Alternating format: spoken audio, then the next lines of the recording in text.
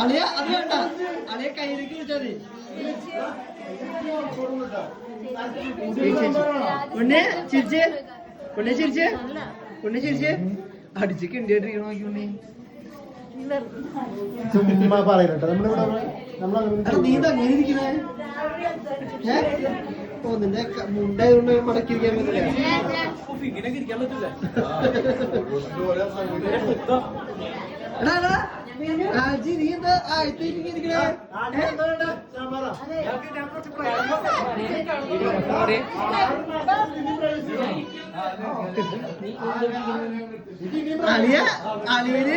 അളിയന് നടു ആവശ്യം ഉണ്ണിക്ക് ആവശ്യമുണ്ടെന്ന്